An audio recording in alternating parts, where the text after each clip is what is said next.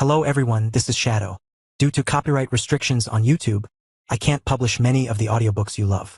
That's why I've created a special paid service where you can enjoy over 300 high-quality audiobooks from platforms like Webnovel, Pocket FM, Audible, Wuxia, and more.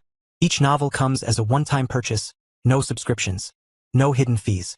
After payment, you'll receive full access via Telegram, along with all future updates for that novel. You'll find a wide selection of your favorite genres and titles, always in premium audio quality. Check the full list of available novels in the description. DM me now to get your favorite stories in audiobook form and start listening today.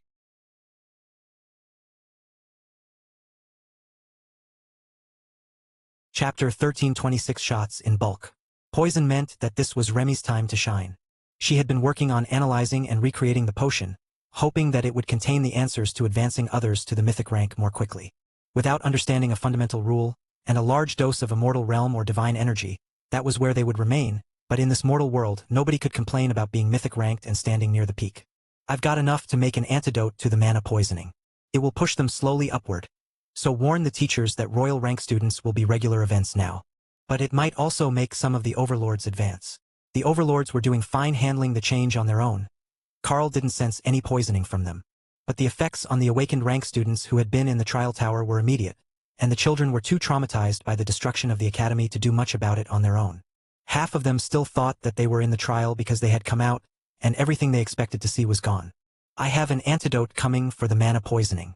Someone will have to give the recipe to all the other targets on this continent that were attacked, but it should prevent any secondary casualties. Technically, the mana poisoning is unlikely to actually kill them, but it's not going to be pleasant. Especially for the humans. Most species can adapt easily enough and gain a rank, but the humans can't do that without help. Carl explained to Johann. Remy quickly finished a whole batch of the mana adaptation potion, and then sent a memo to her acolytes to make a lot more of it.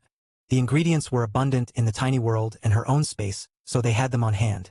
But the potion would seem more like a snake oil scam to the vast majority of users. It wasn't an immediate advancement, only an increase in your ability to adapt to higher mana levels. So, it would cure the mana sickness of the common and awakened rank students, while having only a slow but cumulative effect on everyone else. Carl handed the bulk potion to Johann and gestured to the students. Give each of them a single spoonful of the potion, and they should start to adapt to the mana in the area. It will fade with time, I believe, but for now, they're going to need treatment, as the plants are inundated with immortal realm mana. The paladin nodded. So, it's similar to radiation poisoning? It lingers in the plants and soil, and those who cannot stand the radiation get sick, while those with stronger regeneration are fine. Carl nodded. That's exactly it, but I don't quite understand how your mind went there. Johann chuckled. We came across a highly radioactive area with trolls living in it. Anything else that came close began to blister from the radiation, but the trolls were fine, they just healed like humans. It was their perfect safe space, but the problem was that they were still radioactive when they went out to forage for food. Carl nodded. And a radioactive troll in a water supply is bad news.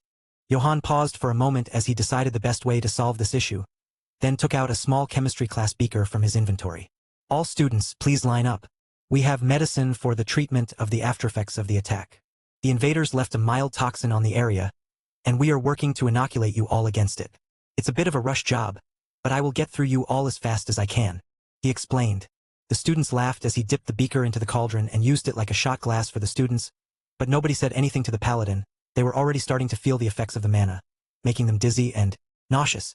Carl didn't know if that would pass as they adapted, but he assumed it would with how low the levels of immortal realm mana were. Teachers, you should be fine without it, but I will give you a dose anyhow. Once you have it, please bring the separated portions and a shot glass to each bunker. The students there will be affected, though not as quickly as those on the surface. Carl instructed, as he made a collection of stone cauldrons and shot glasses.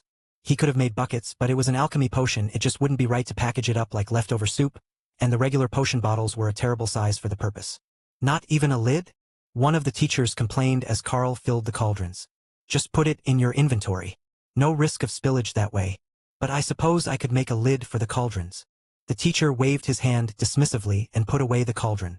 No worries, whatever is left over I will bring back. Should I just give it to certain ranks? Carl shook his head. Give it to everyone. Even if it doesn't help much, it won't hurt. The teacher laughed. Carl had a good point. Preventative medicine was a very valid theory, and if this one wasn't difficult to make, they could just give it to everyone. What he couldn't know was that it was actually intended to help their growth rate when they were exposed to higher quality mana, and that Remy intended to give it to all sorts of people just to see what happened. The alchemists at the guild house were already mixing it in drinks included with relief supplies, so that the residents of Drod that lived outside the walls, those lowest on the power charts, got treated without making a scene. The medicinal juice was going out to everyone in town, but special efforts we made to make sure it made it outside the walls, as those people couldn't easily come to the guild house. The wall was damaged, and the gates were blocked. Chapter 1327 Build Back Better. Carl looked around the ruins of the academy as the teachers rushed off to get medicine to the bunkers. Well, I suppose that I should likely get to work. A good portion of this can be rebuilt, but we will need some of the other elites to come back and add spells to make it what it was. He decided. Make a water mage punishment course. Hawk suggested. Don't worry, we will have training courses for everyone. The new mages will all do well to learn to work around your defenses. Carl laughed. But the training courses were only a small part of the whole academy. The classrooms were going to be easy, as they were largely non-magical to start with. Even if he just waved a hand and rebuilt a building, it would be halfway to functional. Once someone came along and put in the rest of the little details like lights and furniture, it would be up and running. However, it wouldn't take much to make the academy better than ever, even if Opal was off with Dana, helping with the defense of the Beast God Temple. You have a look on your face that says you're planning to do something that is either a war crime or an epic practical joke. Rita's voice declared from behind Carl as he was mentally planning the new layout for the academy. A little bit of column A, a little bit of column B. Carl agreed. What is it that you're thinking of? She asked curiously. I have the magic to rebuild the academy, at least to a somewhat decent standard. Like I did with the trial tower, but for the whole academy. It might take some time, but I should be able to reconstruct the academy to a standard high enough to train students. With the teachers that we have here, I should also be able to work in the essential spells to make it self-supporting. Mostly, it's just the nutrition part that I have zero compatibility with. Carl explained. Food? I can make food. Seaweed is delicious. Leo announced in his slow drawl. That was right, he was gravity and nature element. But when Carl focused on the skills that the turtle had, there was nothing like plant growth or ocean feast. It was just a simple spell, create seaweed, which could create a dozen different varieties. The turtle waved a flipper. It's fine.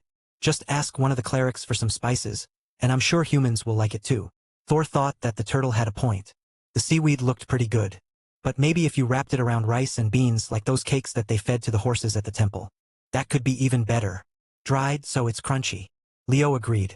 Now, it actually sounded like something that humans would eat. You seriously think that you can fully rebuild the academy? Rita verified. Of course.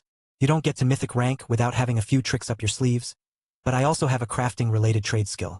Making things is my specialty. Plus, I can call Tion and Opal back here so that they can assist with their earth manipulation and illusionary domain abilities. When you build those spells into a building, you can do wonderful things. Carl agreed. Like the storage closet next to your old room. It's an illusionary domain and nearly a full acre of space inside. Though that one was designed as a large field, so it wasn't for anyone. This year, there was actually someone in it because of the lack of space. A druid girl ended up with it because she stopped to play with the earth mice, so she was the last to arrive. Rita replied while trying not to laugh. That girl would have made a good nature cleric. Hopefully, she wasn't in her room ignoring the alarm and ditching class during the attack. Alright, I will check on the others and then we can design a new academy. Perhaps something cool. Carl suggested. Ray appeared beside them, carrying Sybil on her hip like a toddler. The baby rogue had never grown much, and still stood under 150 centimeters tall. So, compared to Ray's tall and lanky form, she really did look like the child that she was. Did I hear we're making something cool? I'm all about that. Let me design some of the rooms. She insisted. Sybil nodded happily. The real rogues need some better training courses. I spend as much time as possible in the trial tower, but it's not a specialty training area just for my class. Rita gave her a suspicious look. Why does it sound like you did find a specialized training course? And why are you out of the bunkers? Sybil shrugged. Ray has one in Carl's tiny world. But I was moved there for safety when the fight started, so there was no need to go to the bunker. Rita motioned for an explanation, so Carl opened the world, with the destination being the top of the Nap platform in the mountains. It was currently occupied by a sleepy blue dragon, who smiled up at them. When Carl led the former drill instructor through. Good morning. This fine lady was my first tutor after I gained access to the system. He explained. The dragon transformed into a young man with shockingly blue eyes. You can call me Librarian Ike. I am here to teach the baby dragons who are about to hatch, and to make a recording of everything that happens during their childhood years. Rita nodded politely and shook the dragon's hand. Major Rita of the Golden Dragon Nation. I would say of the Golden Divine Academy, but it's currently in ruins. The dragon nodded. So I hear. The Carl will do well enough as a repairman, though. He made all of this, the entire tiny world is his work. Except the living things, that is. Rita stood near the edge of the cliff and stared in wonder at the scene beneath her. If Carl could do all of this, what was a measly academy? Even if he didn't know how to make their training equipment, what he did know how to make would probably do a better job of it. But why were so many of the people naked? Chapter 1328 Supply Crunch. The teacher glared at Carl, who turned his attention to where she was watching. Oh, those ladies are off duty today.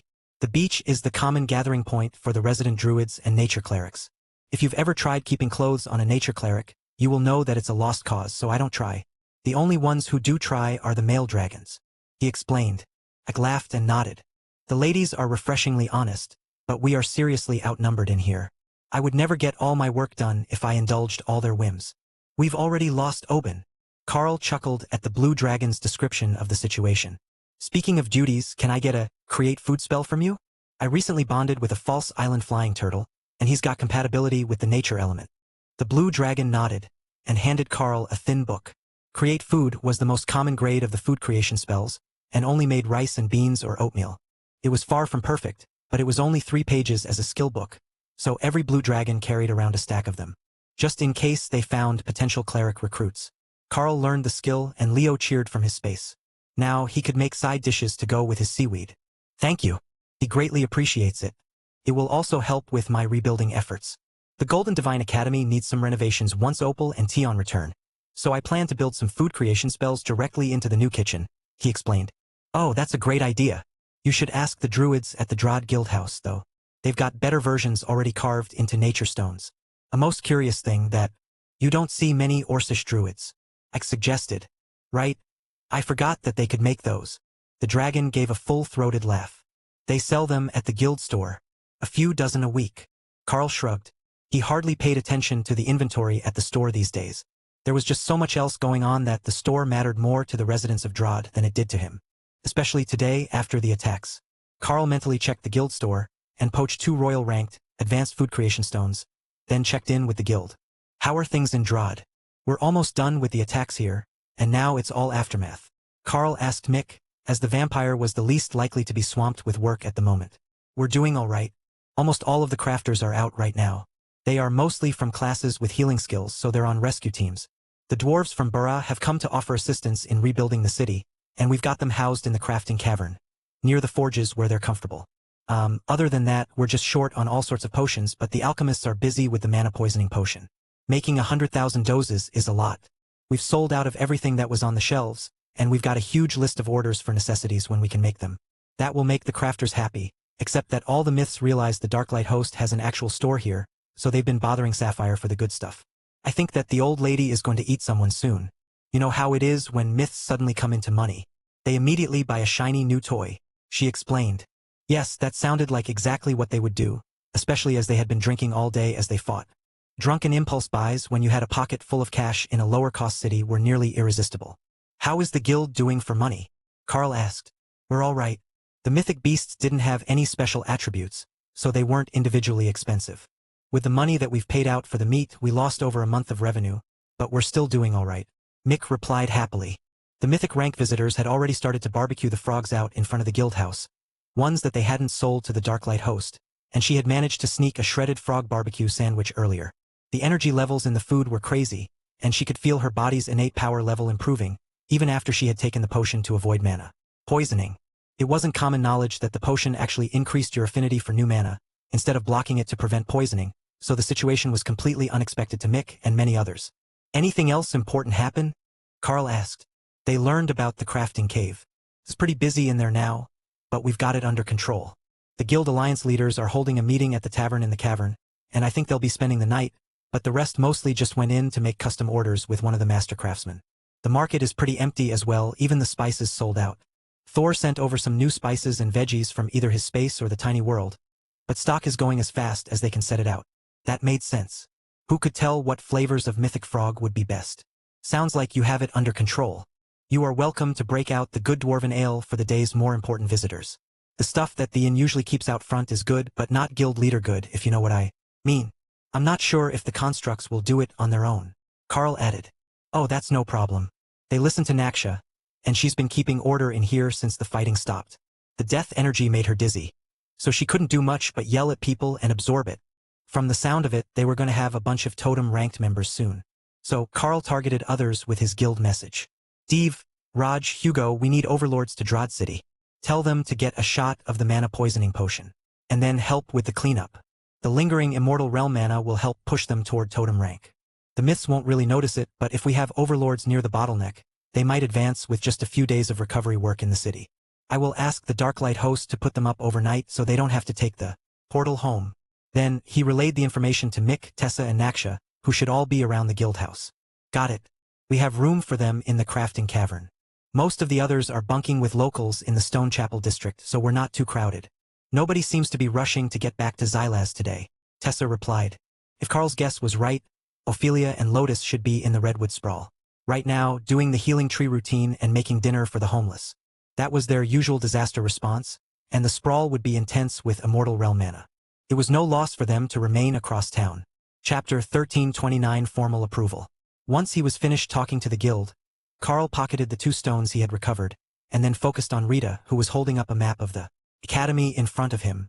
You aren't going to make all the students learn new routes to class, are you? She asked. 100%, yes he is. Ray replied before Carl could speak. She didn't like the current design. It looked like someone was coffee drunk when they spun their web. It definitely needed fixing. Rita sighed. Why did I even think that you could make things easy and rebuild the old academy the way it was? Ray used her free hand to pat her on the head. It's all right, we all make mistakes. Are you going to put my student down? Ray was using Carl's trick for transferring mana to flood Sybil with Immortal Realm enhanced mana, trying to force her to advance again before she had to leave. Technically, the rogue should be able to graduate, but she had entered the academy early, and she was honestly still too young to be sent out on her own into the world. She was powerful and an incredibly skilled assassin, but the Inquisition had marked her for recruitment once she was a little more grown. They recognized her skill, but the elders of the church had decided it would be exploitative to recruit a child so young. Even if Carl and Dana had only been 2 years older when they left the academy. Ray blamed Sybil's size. Nobody took her seriously when she was so small. It was an advantage in infiltration missions, but when she was trying to convince others to send her on those missions, it was only a hindrance. However, Ray had a plan for that. She would work with Sybil on regeneration and disguise skills so that she could more easily play the role of the orphan waif, the flustered student and the trainee servant with no sense of direction.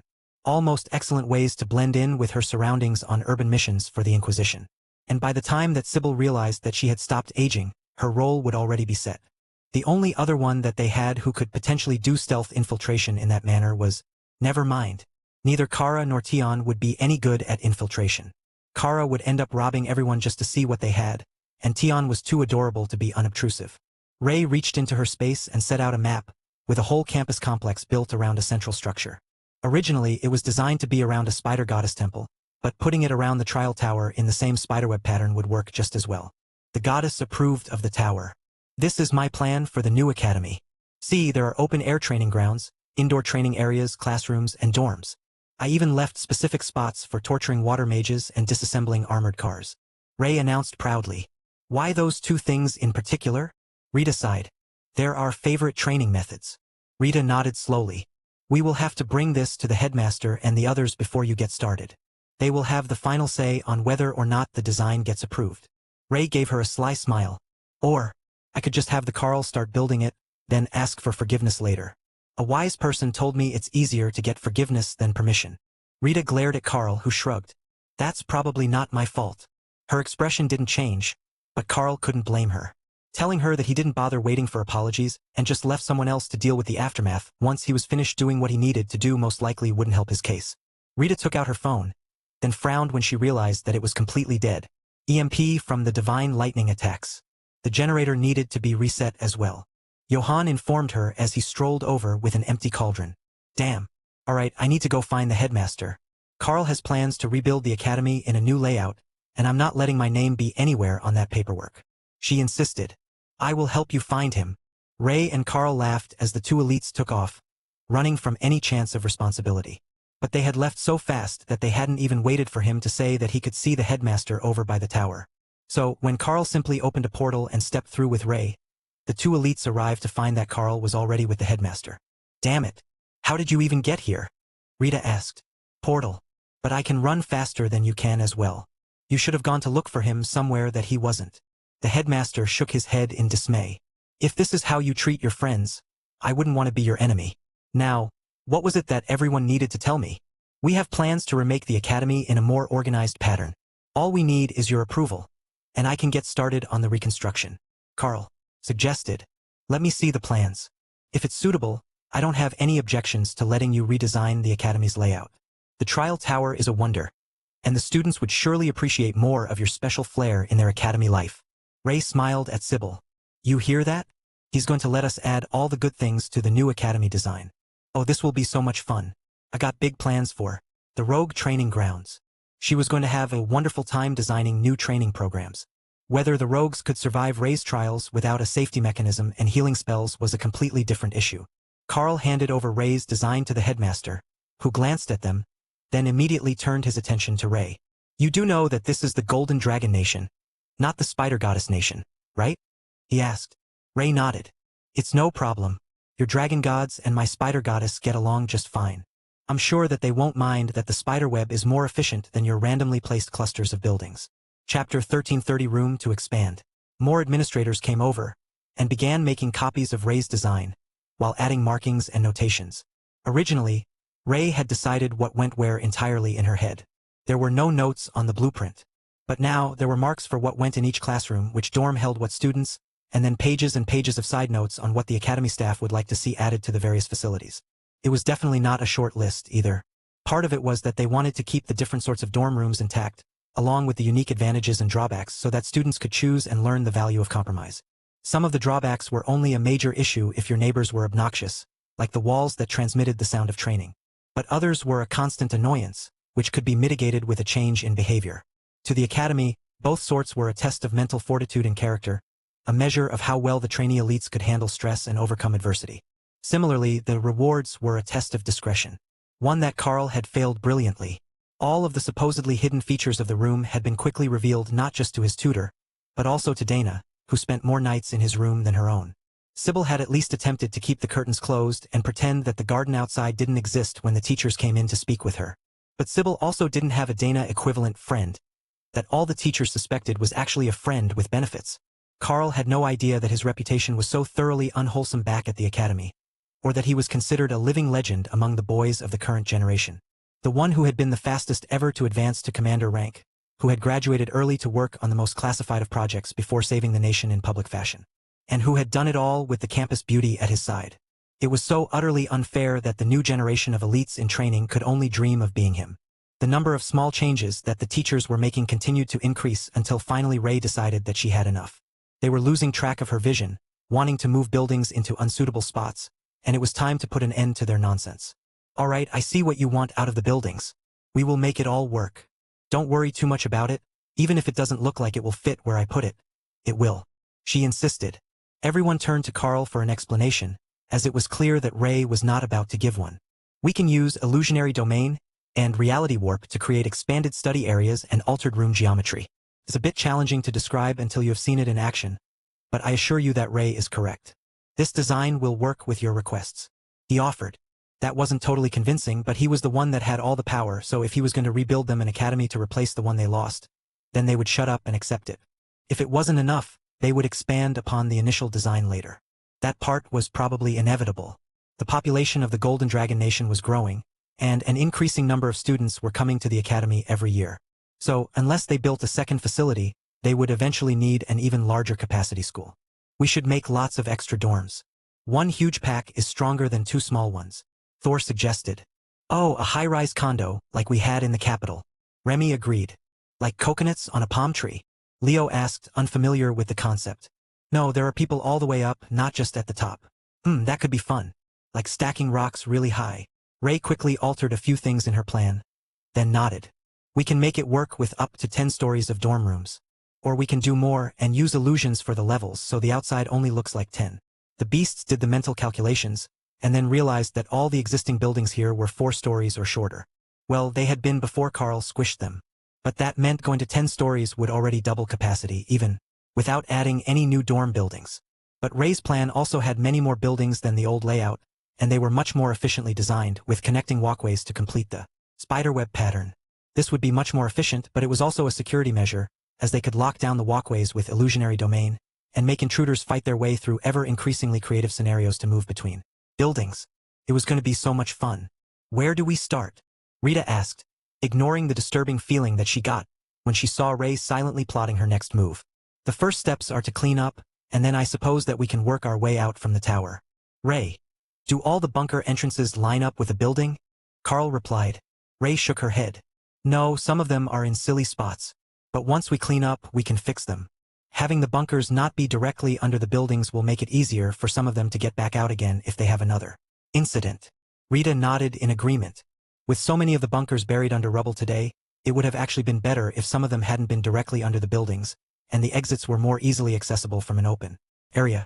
The only reason that it had been so easy to find them all was because Carl could repair the tunnels after they got the power back online. But it wasn't wise to count on that being true the second time. The headmaster smirked as he watched Rita's expression cycle from concern to horror and finally to acceptance. All right, we will trust the Lady Ray to design a safe and efficient layout. Chapter 1331, The Right Vibe. Ray's design plan was to have the buildings start out a bit shorter, with the classrooms making up the first ring around the tower, as the grounds closest to it were outdoor training areas already. There was no reason to change what was working, and having the shortest buildings in the middle allowed her to create the visual impression that the tower was an object caught in the web weighting it down. Her first decision was what color the new buildings should be. The old ones were boring, made of mostly bricks. That design didn't blend in with anything, and it didn't really work with the vibe she was going for. Powerful enough to protect hatchlings was what Ray wanted the academy to convey. Making everything out of easy-to-climb and easy-to-destroy brick wasn't exactly a statement of power. But dark and brooding wasn't well suited to the open plains, where the academy was situated. It would be better to go with something more nature-themed. Trees might be a bit too hippie, but there had to be a compromise in between going full nature priest and full spider goddess. Then she had a most brilliant idea. They could go fully modern instead. The central spire was a huge white stone spire, and the thought of making a whole academy out of such bright stone gave Ray the ick. However, she could make it all out of crystal, and that would be pretty good. All crystal wasn't really practical, but the reflective windows of the capital's big buildings were reflective. So, she could use them for the shiny bits. Then the local tan sandstone for the rest. Make the academy blend in with the surroundings, like the stones of the Badlands, or a giant anthill. Still good enough for a hive of humans. Carl tried not to laugh as Ray rapidly adjusted what she thought that the buildings should look like, and then did it over again, when she realized that you couldn't have both sandstone and walls of mirrored windows. She could have sandstone lower levels with mirrored glass spires out of the buildings that should be taller, though, and rounded walkways so they looked like they were made of webbing nets. Make them open, but protected from rain and cold with a barrier. Hawk suggested. Then, it wouldn't feel like they were trapped inside, even if they were out of the rain. Carl was beginning to fear the nightmare of impossible physics that Ray's design was going to turn into. Fortunately, Remy had architecture books with her. They would serve as the basis for the buildings, and then magic would make the rest of Ray's plans possible. Working with mental communications, the whole plan was finished in 5 minutes, and Carl had just started to clean up the ground level. The teachers were already going through the ruins of the buildings, separating surviving supplies and materials from the rubble, while the blue dragons frantically sorted through the library's ruins, recovering scrolls and books. They wouldn't be ready to start working nearly as early as Carl had initially expected. For one, there were all the personal items in the dorms that would need to be collected, but all of the academy equipment that was still salvageable in the rubble. We should probably bring everyone up out of the bunkers, so they can try to recover what's left of their personal items, Carl suggested. The headmaster shook his head. No, that will only cause more chaos. Grab the equipment that we can't replace, and the academy will issue store credits for the rest. If it were valuable, it would be in their inventory. Nobody leaves valuables loose in their rooms. Carl shook his head. I meant more sentimental, the sort of things that would be up on the walls or displayed on their desk. But I can sort through that as we work, and then put everything that survived into the lost and found for them to search later. Kara tilted her head a little. I can do that. Just give me few more hours and I will be mobile again. Is that wound healing? Carl asked gently. Not really, but it's bandaged and stitched, so I'm recovering slowly. I would say that it's going to be a month or two before I'm fully healed, unless Big Sister Matilda helps me out. She's a bit busy at the moment. The crazy octopus had friends who are upset that she ate him. Apparently, he was someone's rebellious pet, and they are not happy that he broke half their nature preserve out and got himself killed. Something had a supreme ranked octopus as a pet? No, it was better not to dwell on that part of the conversation. All right, we can wait for your wounds to heal before you come out to join the team. Who wants to be on collection duty? Grab anything that looks precious as we work through the rubble. Oh, I will do that. We're almost done cleaning up here. We just need to save the Dana mage from the Beast Temple acolytes. She's really popular. Tion suggested. Is all the fighting done? Yep. And we cleaned up and cooked some barbecue and now we're celebrating some of the little ones advancing. Tion agreed. And that's why Dana can't escape, isn't it? She's covered in puppies and hatchlings. Tion laughed. She's got a baby snake in her hair with no intentions of leaving. I would suggest turning off Fox Charm, but I don't think that it would help. Even without the active, the passive is always on at some level. Yeah, we tried that. It didn't help. If you try to separate them from the Dana, they cry. Carl's laughter caught the attention of the teachers, but he just tapped his head, letting them know that it was something going on elsewhere, and that he wasn't laughing at Ray's planning session, or their discussion of what to salvage before the area was cleared. They all think we're crazy anyhow. Don't worry about it too much. Kara informed him in a smug tone that was somehow still pained. We're trying to make a good impression. All heroic and such. Remember? Overrated. Chapter 1332 and the Right Magic. Dana never did manage to fully escape from the beast god acolytes, and ended up leaving a portal to the temple open when she returned, carrying a griffin puppy, with a spirit snake in her hair. I hear that we're planning to. What did you do to the academy? Carl waved to her, and the snake in her hair waved back, wiggling its head. I might have landed on it in dragon form. Things got a bit out of hand, but there is one surviving building, and the underground bunkers are safe. We even got to the generator back online so the students are safe while they wait for us. Tion volunteered to look for precious items in the rubble to put in the lost and found. Carl explained. And what will the academy do now that everyone is homeless? Dana asked. They won't be for long. Ray is going to help us rebuild. Between me, Tion, and Leo, we can come up with enough basic structure that we can make a whole new academy. Me? I don't know that magic. Leo replied. Don't know that magic yet. I will talk to the dragons to get you plant growth type magic so you can do the woodworking for us. The turtle nodded slowly. If that was how they wanted to do it, it wasn't a problem. Tion and Opal were back now, and their magic would take care of most of the things. You didn't need a lot of real wood when you could emulate it with advanced illusions. Secure in the knowledge that he wouldn't actually be asked to do an excessive amount of work, the turtle floated out of his space to examine the rubble of the academy firsthand. It doesn't smell like salt here. This place is weird, he decided. You're over 1,000 kilometers from the ocean. Of course, it doesn't smell like salt water. Hawk noted. That was one of its best selling points. As he floated over the rubble, Leo started to collect anything that didn't look like building or furniture, just using gravity magic to pick it up and put it in his space. There were a lot of little things in the dorm spaces, and as he sorted the rubble, he just kept finding more of them under the layers of stone. The other buildings likely wouldn't have much, but the job was surprisingly easy now that he had gotten started. They would be finished with the personal belongings long before the dragons were finished with the library. The academy library didn't actually contain many valuable or rare tomes. Any of those that arrived here were specifically ordered for students who needed them. But there were large numbers of textbooks, reference materials, and other books that needed to be rescued. Fortunately for Ray, she could work around the area where the library was. Carl, let's get going. Start your spell thing, she demanded. What do you even want me to start with? Ray sighed. Right. One building at a time, we can't do everything at the same time. In theory, it was possible. But trying to make that many buildings and the complex spells that would form their amenities, while also removing the rubble, was not a simple matter, and Ray's focus bounced around too much for the formation of the spell. Carl and Tion began with the elimination of the rubble using earth manipulation to turn it into the basis for the lower levels of the structures, while also digging the basements and the footings for the new towers. They would need to support a lot of weight or the academy would end up tilting, and that would be a whole new level of chaos. With mythic rank magic, it was no problem to bring magically reinforced pillars up from the deepest bedrock, or to create a reinforced stone supportive grid to keep the buildings from breaking free of their anchors. Later construction would have to work around it if they wanted to go deeper than where the existing underground structures were, but that was a problem for the next team. With Ray's guidance, they made the whole underground lattice, and then the pillars to support the entire complex first, before finishing the buildings that would make up the inner ring. These were the classrooms, the boring areas. Ray's plan was that as people could be packed into their seats, these could be the smallest buildings, and they would be the least valuable structures if the tower was attacked. They were also the easiest for everyone to make, as they were just stone boxes with lights and classrooms. There wasn't even a good reason to build traps and fun stuff into them. That let her finish them quickly and move on to connecting them with a walkway on the third level, then building the second ring. This would be the first residential area. If she made 2 rings of residential, she could make extra nice ones for the seniors and teachers, then an outer ring for the newbies and weak ones. There were more of them than there were strong people, so they needed the bigger ring. The staff of the academy watched in awe as Ray began her work on the residential ring of the new academy design. Their expressions slowly turned from wonder to confusion, and back to wonder as the new academy buildings were assembled by Carl, guided by the visions of the beasts, from the base structure out. Fortunately for the technologically minded Golden Dragon Nation, this time Remy had learned basic architecture, so they weren't just relying on magic and luck to keep the buildings intact. If they had built them the way that they had built Drada's first upgraded development, there was a strong chance that none of the teachers would dare to move in.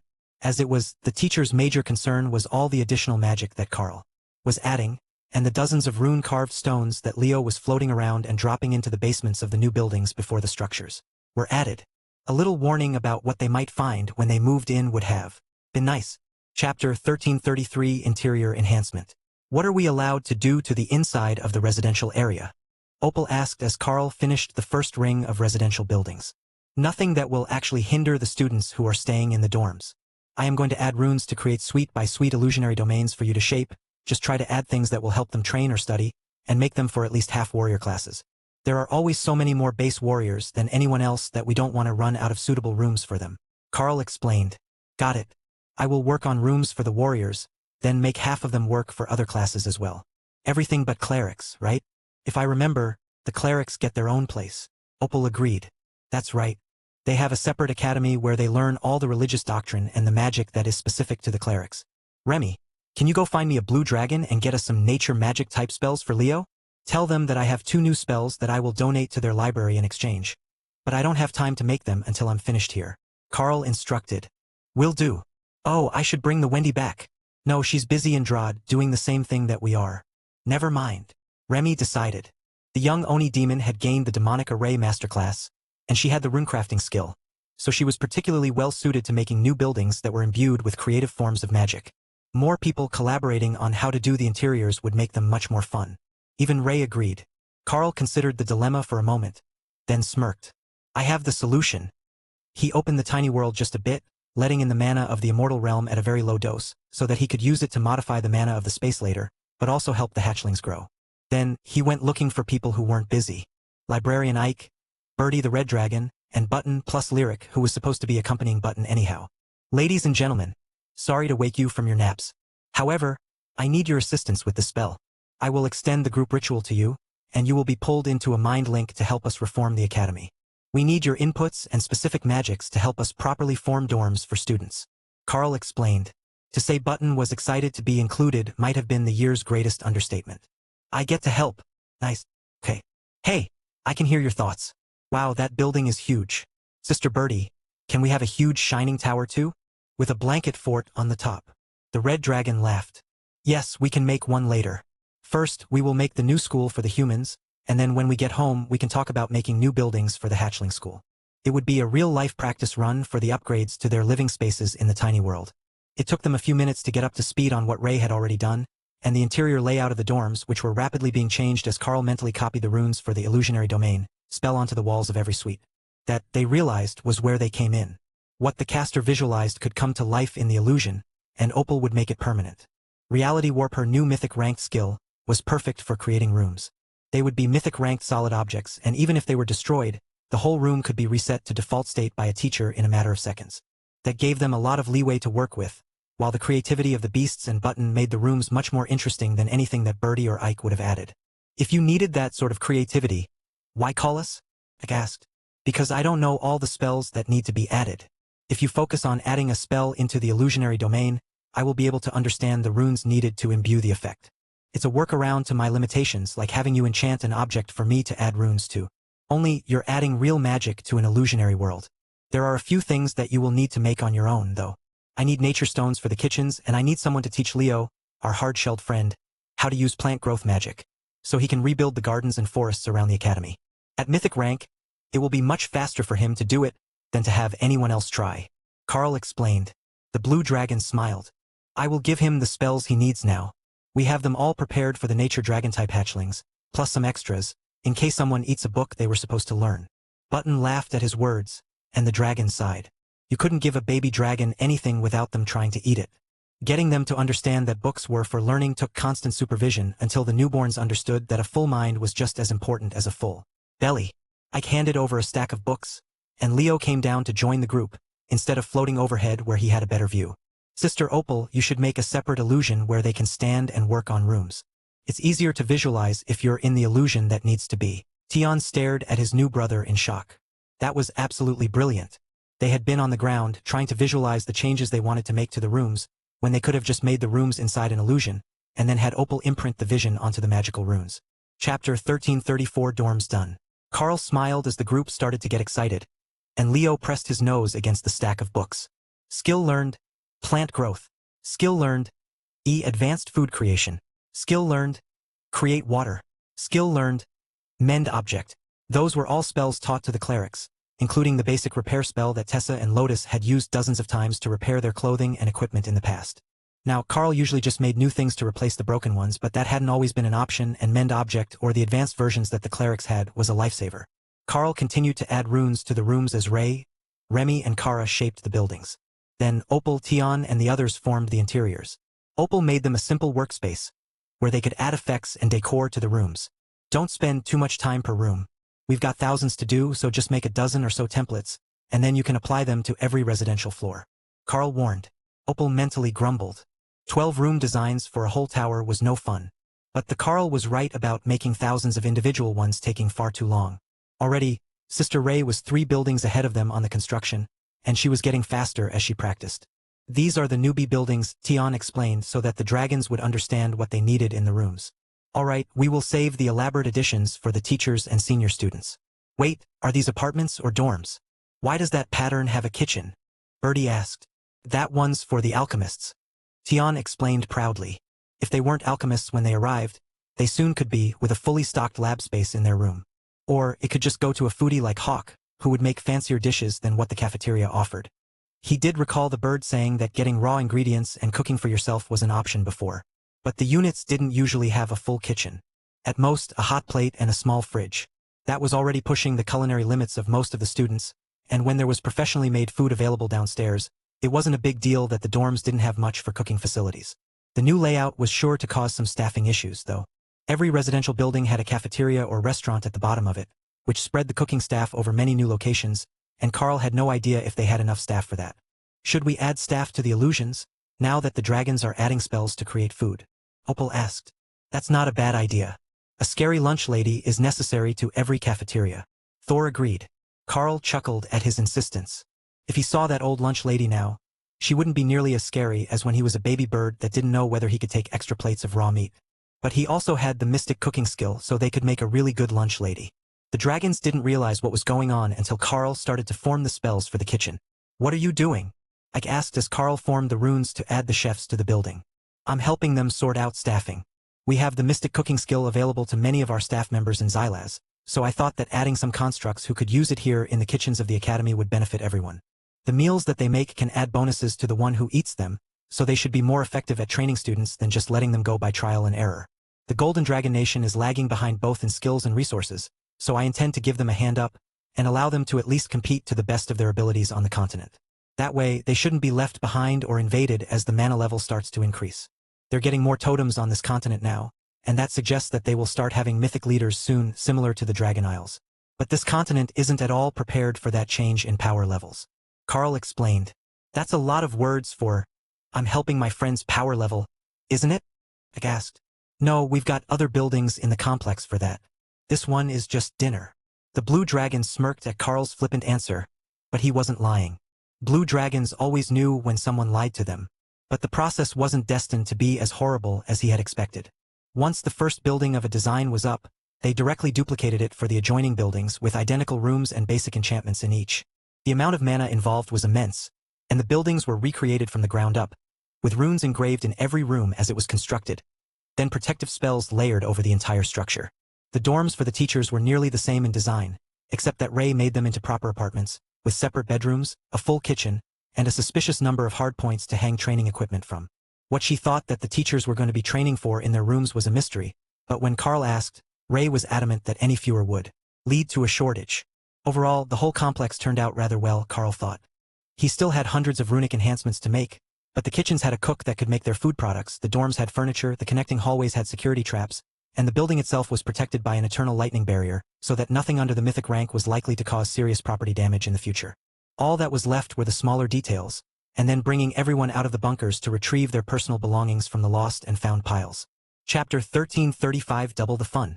At the guild house in Drod, everyone was working hard to keep the city operational, while the earth magic users planned the reconstruction of the city. The situation was far more casual than either Thor or Tessa had expected, given that there were now dwarves from 2 different nations here to assist Lord Drod in the project. It had started with just the dwarves of Bara, but their initiative had brought over a delegation from the city of Amunds in Zindab. Dwarven craftsmen were intensely competitive, and the chance to fully redesign and rebuild a city didn't come around very often. It would be a lasting monument to the craftsmanship of the ones who rebuilt it, and that wasn't a chance that they were willing to pass up. The capital of Zindab had taken an attack, but the nation was heavily populated, and there were millions of residents, including hundreds of mythic rank adventurers, close enough to respond when the portals opened. They shouldn't have worried much, though. Zindab was not just home to an enormous population of hill dwarves, it was also home to an enormous population of hill giants. The two groups did not get along well, but when someone dared to attack them, they were willing to forego their millennia-long rivalry for the day. The invaders never stood a chance. Lord Drod didn't mind at all that there was competition to rebuild his city. In fact, they were even haggling down the cost as part of their argument over who got to do the work. He already knew what the eventual outcome would be. One team would rebuild the Redwood Sprawl, while the other would work on the Forest Gate District and the Fool's Walk, also known as the Riverfront Shopping District. That was the more prestigious section, and the right that they were currently arguing for. But Tessa had an idea that might help things along. The layout of the city doesn't have to be the same after the construction as before. As long as there is enough housing for everyone who survived, and then a bit more for the next generation, you can completely change it up.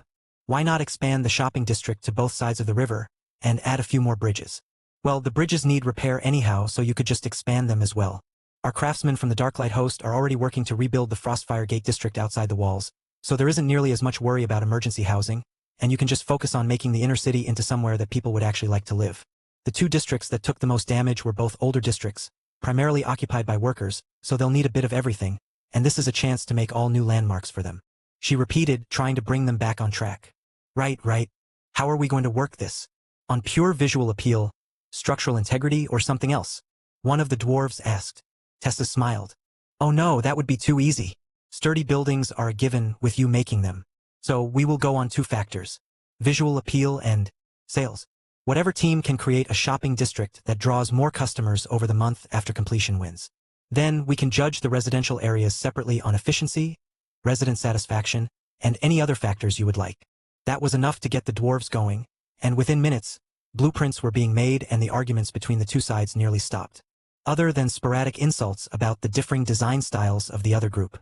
While they argued, Ray and Carl finished the outer rings of buildings in the new academy layout, while Leo used his new skills to regrow trees and grass in the surrounding area.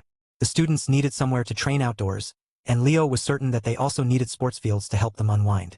With berserkers, how could they not need contact sports? From the top of the trial tower, Rack examined her hard work. It had turned into a most wonderful web, almost like a glittering glass and steel forest growing up out of the grasslands. Leo had done his best to reconstruct the areas around the academy, but a few of their favorite things were going to need repairs by someone else, like the railroad tracks and Hawk's beloved field of earth mice, which were almost all wiped out by the aftermath of the battle. A few had survived, but not enough to make for an entertaining route to the academy this year. All that was left was one final feature, the rogue training course. The others had left the illusion for that building alone. Ray was the resident expert on the topic, and not even the dragons they had brought out to help had wanted to mess with her vision. Ray, why are you blocking your thoughts? Carl asked as she got started on the project. It's a surprise. Carl frowned. He was not the one who would be doing the course. Whatever. If Ray terrified the rogues, it could be mental fortitude training. Inside the illusionary domain, Ray formed an eternally dark evening, lit only by moonlight. Then she added a lovely forest with some less threatening residents, like the steel weaver spiders, some dire wolves and tree pythons. Then, she added a few replicas of her favorite art installations to remind the students which areas were more dangerous, and started on the interior training. Of course, the design of the house was a maze, while the whole place was made to look like a crumbling cabin in the woods, with an extensive underground tunnel and Room network. Some sections were military-style labs, some were monster caves. But the challenge level could be controlled by a teacher from the entrance to the training area, and she put in automatic teleportation triggers as safety measures. Some of the traps would otherwise be fatal, so she set them to transport the rogues to a safe spot instead of letting them splatter on the bottom of a pit full of spikes, assuming they fell that far. Triggering the trap was only a partial fail if you could stop your descent. If you triggered it and hid inside, then reset the trap, it was an excellent hiding spot. So, she didn't want the trap to trigger the safety too early. Chapter 1336 Haunted House. Alright, I am finished. If you want to send a rogue through, they should be able to test my obstacle course. I did make a map for the teachers in case someone gets confused. But there are controls by the door, so you can just teleport lost students back to you at the end of class. Ray explained as Carl finished the last of the runes to make her vision into permanent reality. The exact details were obscured by the illusion spell, but some things like the undead armies, the golems and other actual threats needed to be created separately, or they wouldn't react properly. Neil appeared next to Ray and took the map from her. Oh, you're here too. Good to see you. I made a section in here just for you. You can't get to it without permission, or without opening the vault door. See, right there is the Inquisition training area. Ray explained. And what is that? Neil asked. It's wonderful. Nothing but a crowded temple with one golem hidden among the illusionary occupants, so that students can hunt the traitor. I designed 20 different betrayal situations, some up to a week long, if it takes them that long. Ray explained with immense pride. Neil stared at her in impressed shock. That is above and beyond the call of duty. Thank you, Lady Ray. Teaching students how to use their skills is one thing. Teaching them how to use their brains is much more difficult. Especially when the enemy looks like a friend. Ray smirked. Some of us understand that better than others. Sister Lotus is still mad that someone killed her pet frog. The Inquisitor made a get-on-with-it gesture, hoping for an explanation. She has a skill called, if not friend, why friend-shaped, and she used it to tame one of the invading frogs in Drod. Unfortunately, that only makes wild beasts friendly to her, and nobody else got the memo, so one of the myths killed it. Neil looked at the map of the training grounds, then smiled. What is the goal of the forest? You can use it two ways.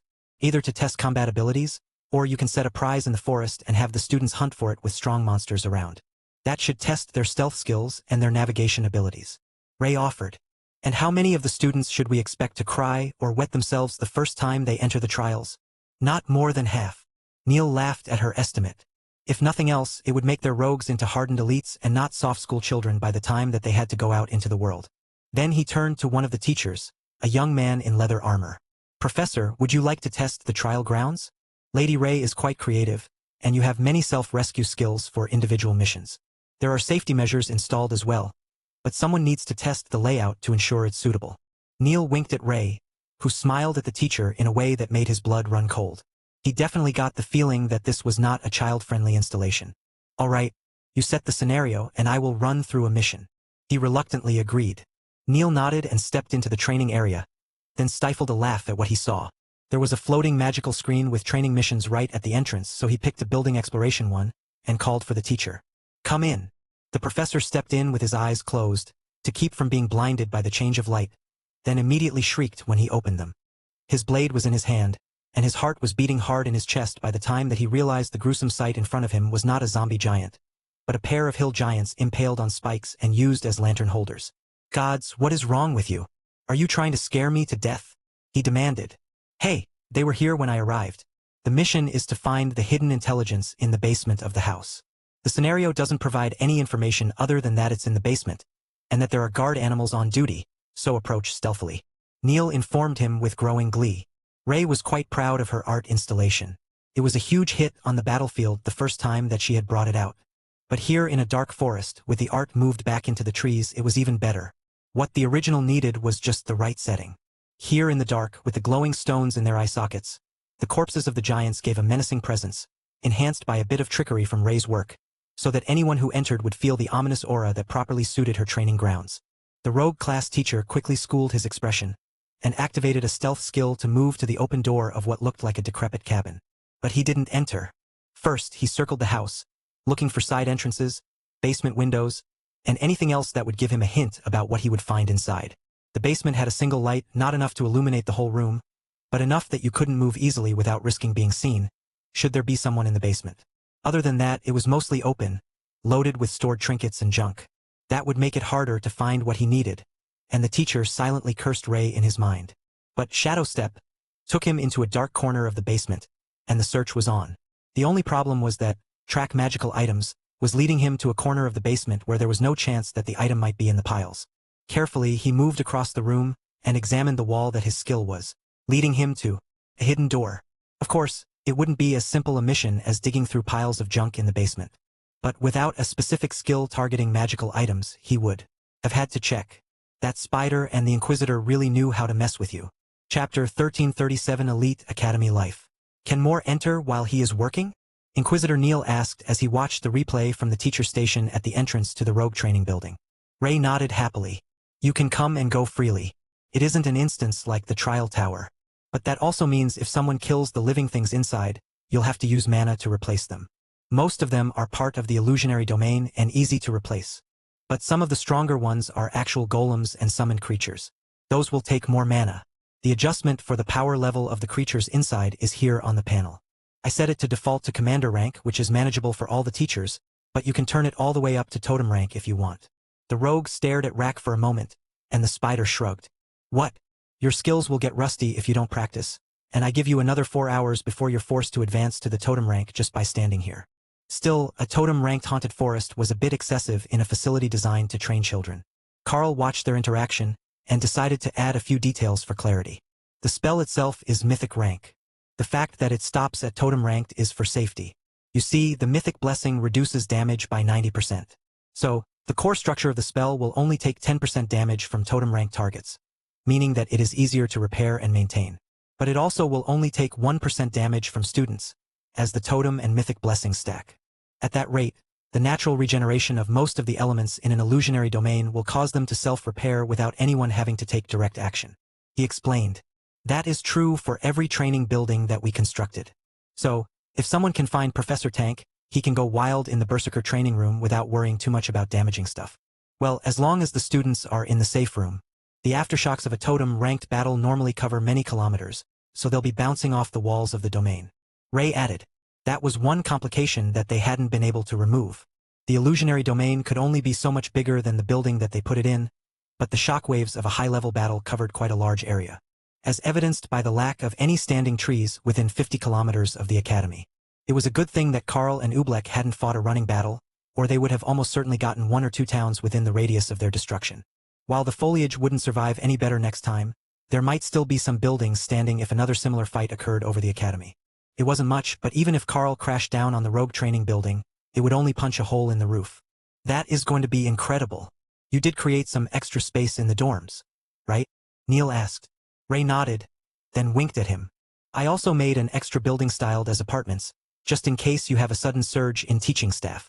Neil smiled, then paused. You didn't add it out of benevolence, did you? It's there because you didn't want to mess up the pattern of the web you created, and there were identical buildings at the other 3 cardinal directions. He realized. Oh, he's good.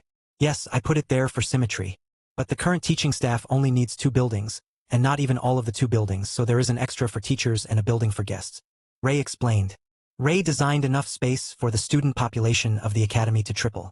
That might put a strain on teaching staff, but if things keep up the way they've been going, you'll need all the space and possibly a second academy location. Carl informed the gathered staff. Rita shrugged. Another academy location is inevitable. We have been calculating the number of likely students, and there are already plans to create one in the capital. The new potion that Remy gave us has awakened so many students that we're hardly using the skill-forcing method these days, and we're getting over half the students as elites. Carl smirked at her. Soon you will have to rename them. When half the population has a class, elite doesn't hit quite the same. Rita rolled her eyes. You know, they're only elites after they graduate, right?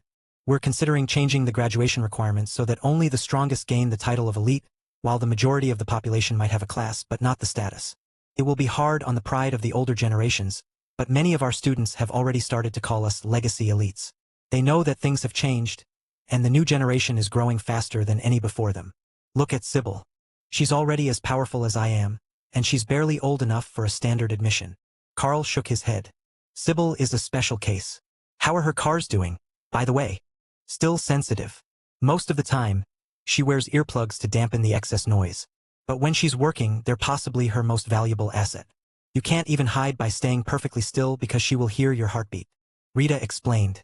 Ray smiled. We should make her a vampire. She would be an amazing vampire with hearing like that. Sybil frowned at her. Thank you, but no changing my species.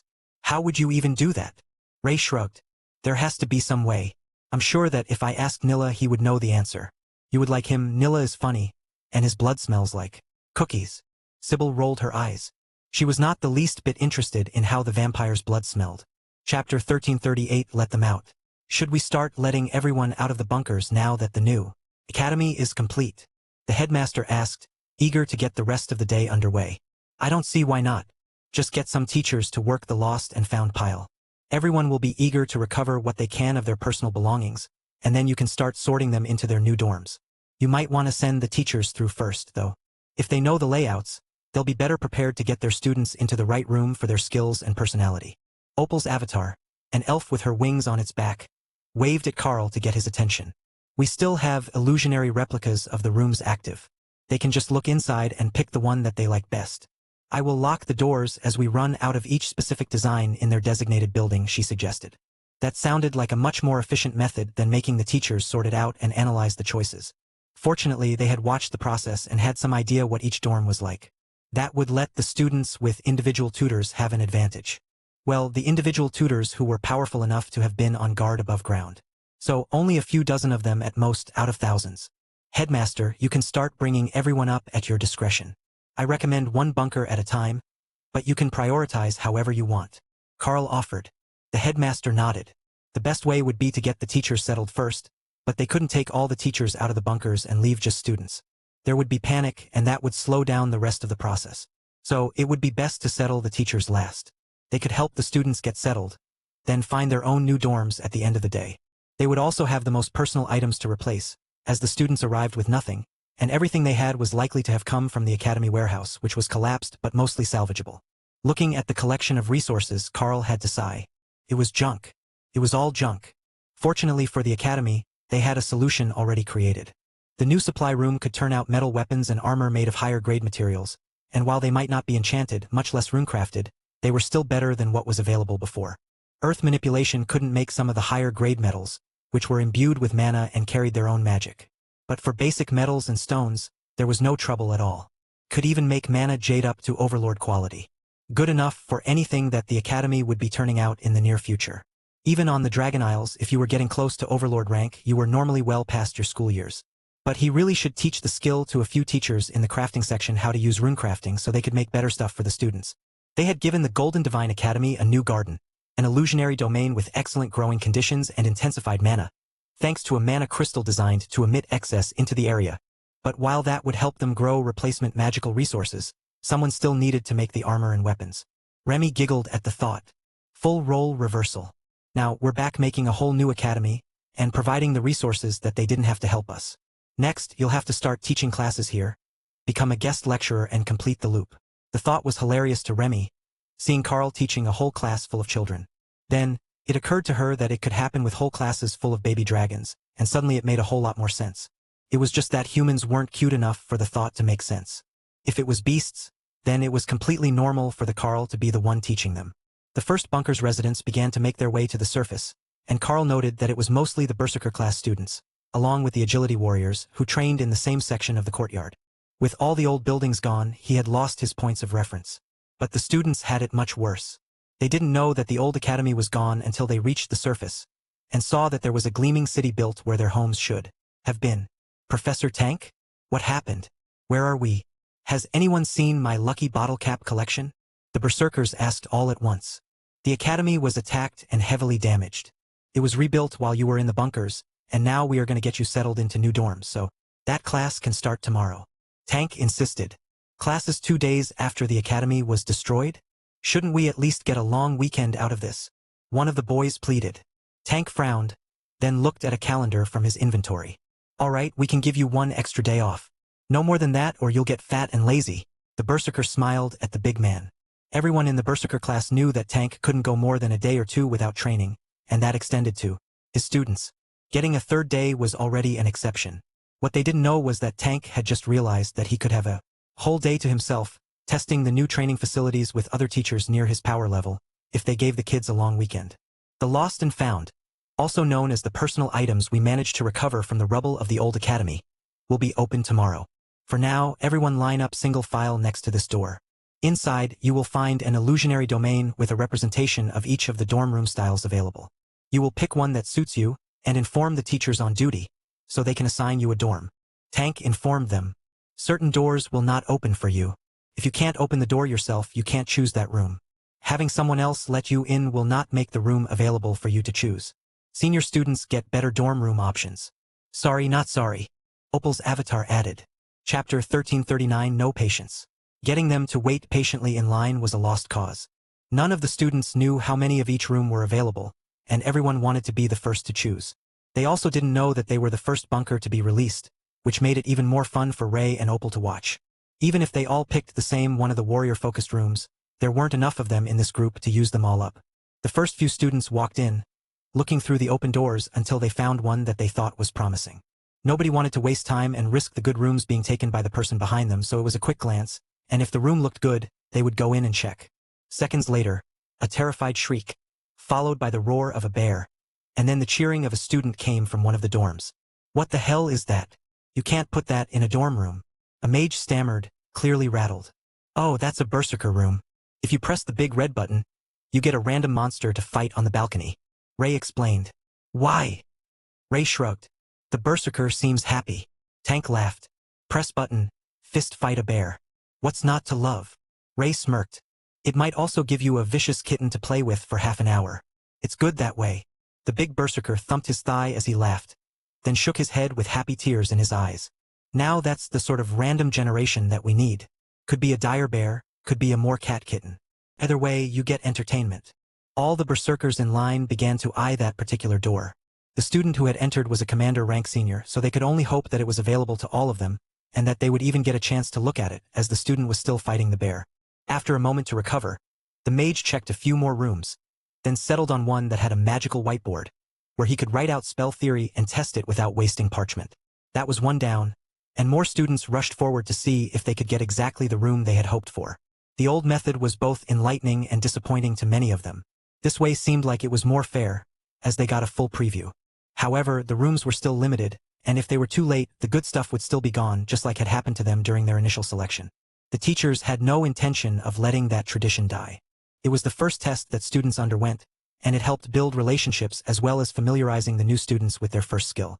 However, one major thing had changed. No longer did they have to guess what class the students were, or how to activate their skill. The system was much more complete, and they just needed to read the guidelines to see their class name, skill description, and other basic information when they woke up on the train. The location of the Golden Divine Academy still wasn't public knowledge, though it certainly wasn't hidden from any of the other nations anymore. That was no longer a major concern, as they had larger issues to deal with, especially after the invasion from the immortal realm. But the mystique and prestige were part of the experience, and they didn't want random visitors showing up. Many of the kids would face no end of harassment from family members who wanted them to immediately start sending extra money home, or who wanted to arrange political marriages in advance. Keeping outsiders away from the academy was the reason there were no good roads directly here, and why they hadn't moved the campus closer to civilization. Hey, there is a room here that has nothing in it. One of the warriors complained. Just turn it on. Ray called. How do I do that? That room probably isn't for you. The mages laughed. The directions were literally written on the wall next to the entrance. But they were written in runes, not common. Anyone with a mage or magic using type class could read them by default thanks to the system, but warriors could not. Once you turned the runes on, you got a bedroom in your choice of color scheme. Or you could set it up as a lab space.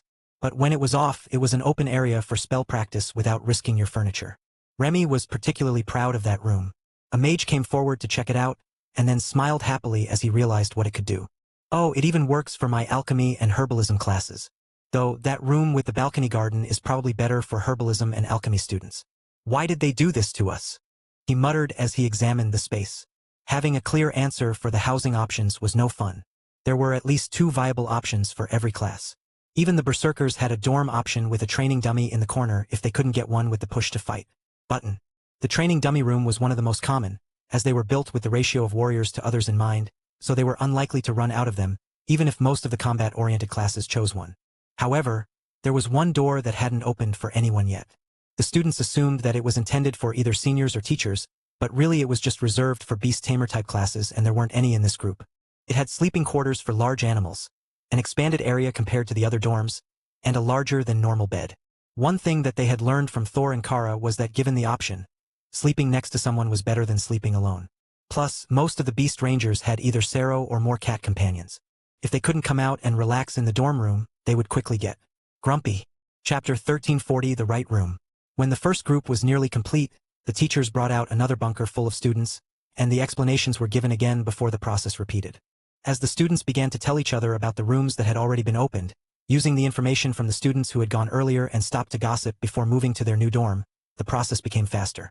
No longer did they have to guess what the basic features were, that was becoming common knowledge, along with what rooms were best for what classes. Soon, they were able to move through cadets 4 and 5 at a time, with only a small portion going to check out specific rooms to see if there was something about them that would set them above the others in their minds.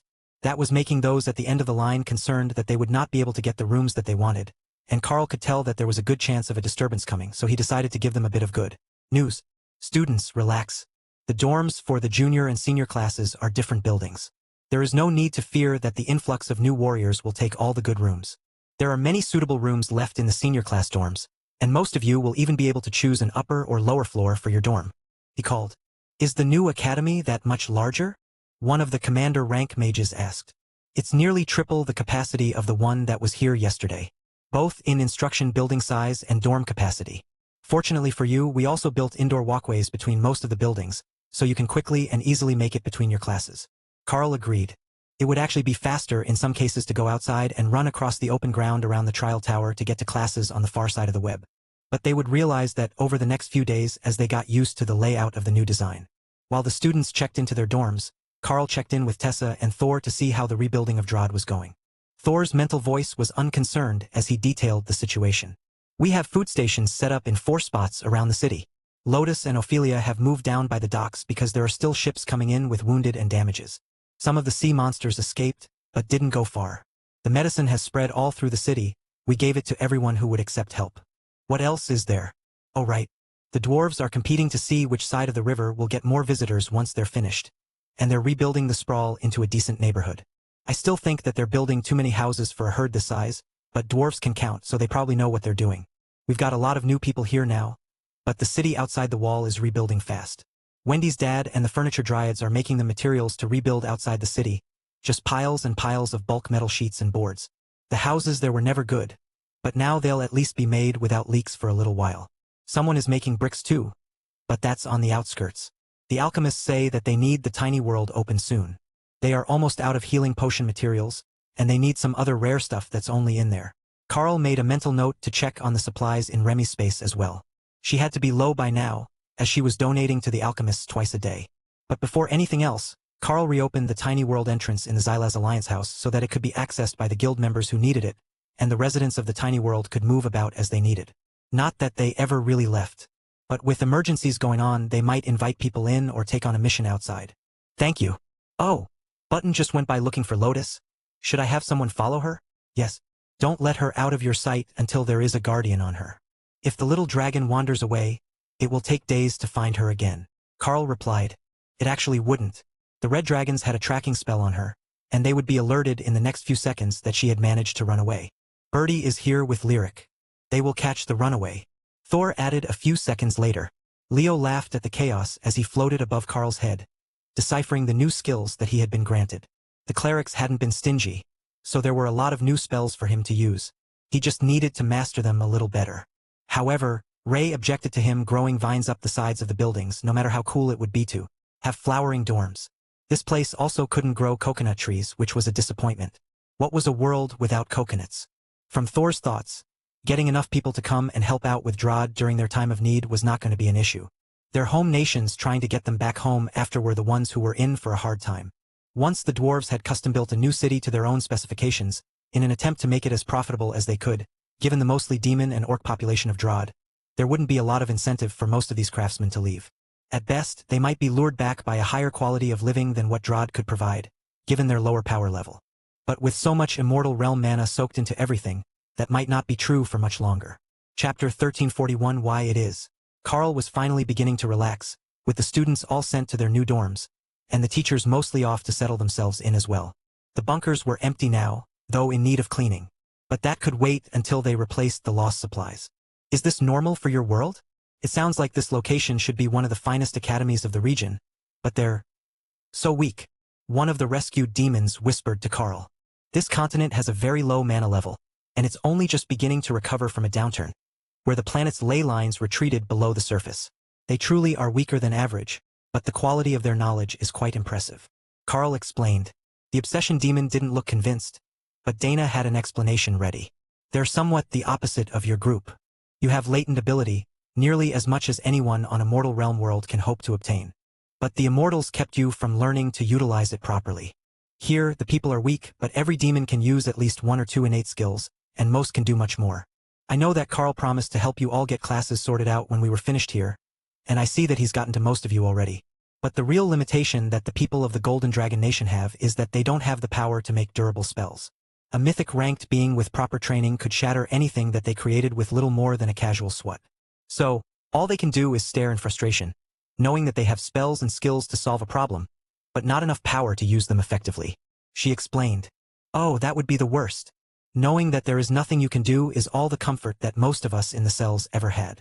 The demon realized. Dana nodded. I'm glad you understand.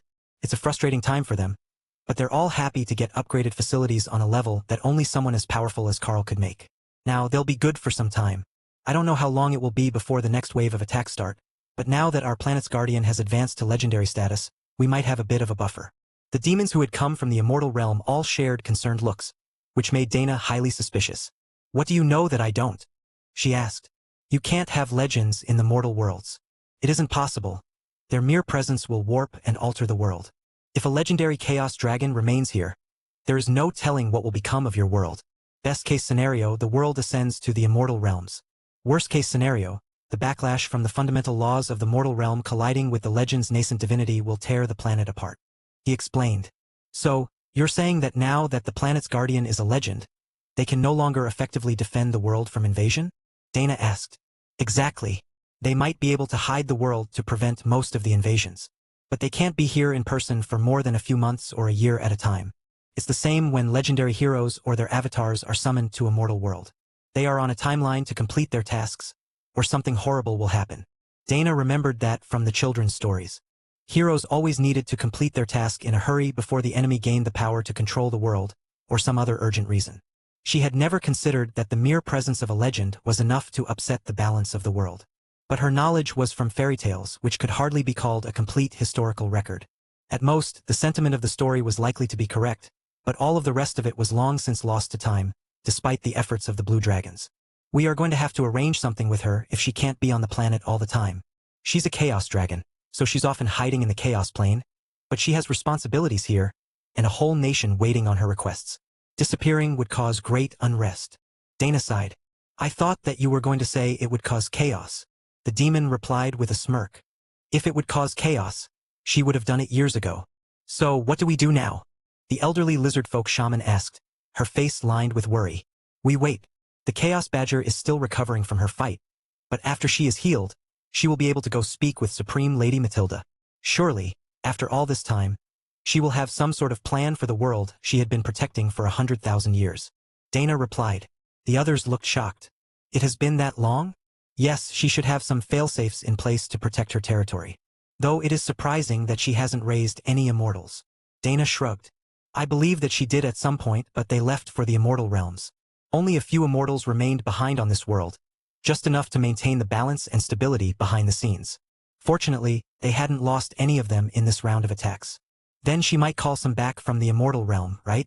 Enough to keep this place safe from monsters like Oobleck. The elder lizardfolk woman asked. Dana nodded. That is a possibility, though I doubt that it will be necessary. She has the ability to block portal openings from off-world, even when she is in the chaos plane. We will have to wait and see. The only one able to easily go visit Matilda was Kara, but the badger was currently resting in her space, covered in bandages and wounds that didn't want to heal. She would go soon, but with the instability of the chaos plane, she didn't want to do it when her life was still in danger. Even the most chaos-attuned of creatures might still suffer from the nature of that place. Hello everyone, this is Shadow. Due to copyright restrictions on YouTube, I can't publish many of the audiobooks you love. That's why I've created a special paid service where you can enjoy over 300 high-quality audiobooks from platforms like Webnovel, Pocket FM, Audible, Wuxia, and more. Each novel comes as a one-time purchase, no subscriptions, no hidden fees. After payment, you'll receive full access via Telegram, along with all future updates for that novel. You'll find a wide selection of your favorite genres and titles, always in premium audio quality. Check the full list of available novels in the description. DM me now to get your favorite stories in audiobook form and start listening today.